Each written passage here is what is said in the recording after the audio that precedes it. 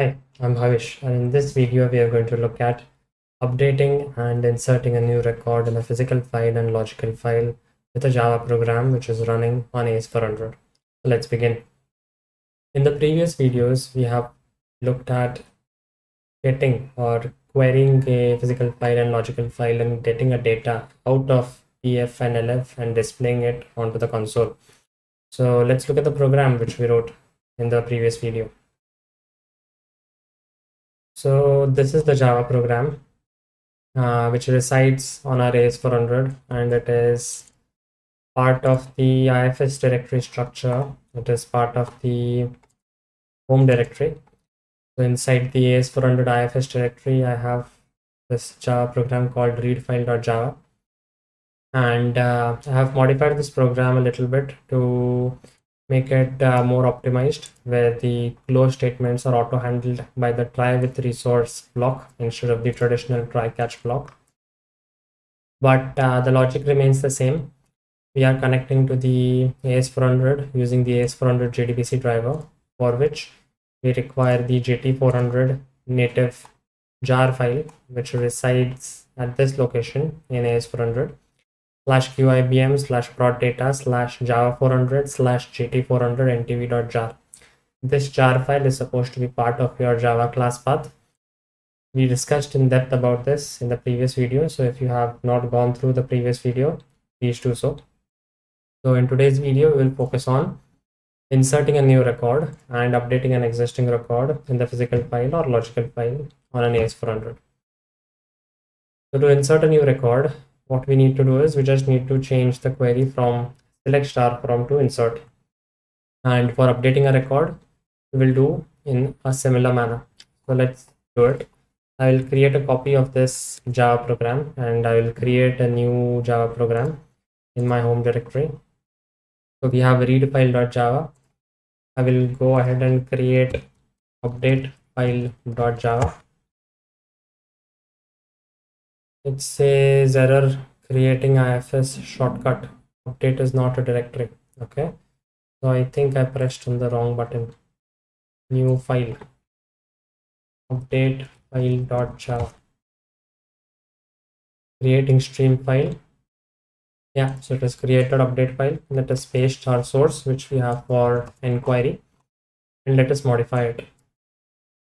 So what we need to modify in this code is we do not need a result set, because we are not going to get any output like the select star from query, which gives us a list of array items to iterate on. We do not have a result set in this case. We're only going to execute a query, and instead of the execute query for method, we are going to use the execute method. When you use the execute query method and when you try to update or insert a record into a physical file or logical file, that results into an exception, which I came across. It says cursor state not valid. I think it has to do with the method which we are using. So we have to use the execute method for update and insert. So let's modify this select statement to update my library name dot physical file set. So physical file contains data. Let's look at the data. So this is our data. So suppose we want to change the industry of Bank of Korea, because Bank of Korea is not a company which is food industry, right? So we have to change this to finance. So let's update this column from food to finance. So we'll use the primary key of Bank of America, which is 606. So let's write a query, update my library dot physical file set industry equal to finance, where the key field, that is NYSE ID, is equal to 607. All right, so apart from this, we do not need to iterate on the result set. The result set does not even exist anymore. Also, since this is not allocating a new resource which has to be closed, there is no result set resource which has to be closed in this case. So we can have this execute statement in the body of the try block. instead of the parentheses. So we are going to execute the update query, and this is our program. So these are pretty simple changes. We have saved the update file.java program. So this console over here is the QSH or QP2 term console. So we can see the update file.java program over here. Let's go ahead and compile it with java c update file.java. And it says class not found. So we have to update read file to update file. Save it. Let's compile it again. Compilation is successful. Let's go ahead and execute it. It has executed successfully. Let's look at the output of the physical file. I'll refresh it with bottom B. So it is still food. So even though the program executed successfully, our industry has not changed. So let's see why did that happen. Oh, I have mentioned NYSE ID as 107. NYSE ID is actually, I have written 607. NYSE ID is actually 606. So it did not match the key. We are not even reading whether the SQL statement updated a record or not. Probably we can handle that by getting the value returned by the statement.execute. We are just executing it. This is a pretty simple code. So we have changed 607 to 606. Let's compile and execute again. Now let's look at the output, bottom, and enter. So this is updated to finance. So Bank of Korea is now changed from food to finance, which is the correct industry for Bank of Korea. So our update operation is completed successfully. Let's also try to have an insert operation where we insert a new record into our file.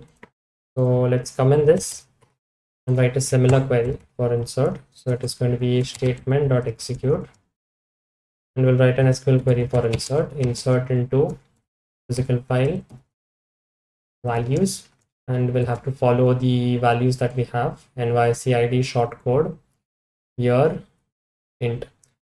So let's try to minimize this and get all the column names in our view and write the values that we require. So we have 606 NSE IDs. Let's have 607. Dot code, we have till 106. So we'll have 107. Year of initialization, you can give any random year, 2020. Name of the company, you can have United Airlines. The next is industry. So aviation is the industry for United Airlines, and the net asset value of the company. So we'll give a random NAV, and that's it. We'll have to give a semicolon at the end. Semicolons are very important with Java. We have written a SQL statement to execute insert into. Let's try to compile this same Java program and execute it. It has executed successfully. Let's look at the output, V and enter. So as you can see, the output has refreshed and we have a new company, 607, which is United Airlines. Aviation is the industry, and we got the value of 68.54. Year is 2020, 107, and 607. We have successfully demonstrated updating a physical file, adding a new record into the physical file. Doing the same thing with a logical file is going to be the same operation. What we need to do is we just have to change the name of the file over here from physical file to logical file, and the same query is going to execute. So a logical file only is a view. So if you look at the logical file, it has only 3 records. We can execute the same update query and insert query on the logical file, and it should work. So let us try with the update query. Let's change the NAV price for Oracle Corporation. Currently it is 21.11. Let's make it to 23. So we'll comment the insert query and we'll bring back our update query. We'll change from the physical file to logical file, and we are going to set the NAV, which is price. So price is going to be 23. Yeah, so it is going to be 23.65. We'll give a random value, and where the NSE ID is 603, which is for Oracle Corporation. Let's save it, compile it, and execute it. It has completed successfully. Let's look at the output. We've updated the price of Oracle Corporation to 23.65. 23.65. So even if we look at the same output from the physical file for Oracle Corporation, the NAV is still going to show us 23.65, which is the updated value. We have successfully demonstrated updating of an LF as well. So that is it for today's video. If you do like these videos, kindly consider subscribing to the channel. Thank you for watching. Bye bye.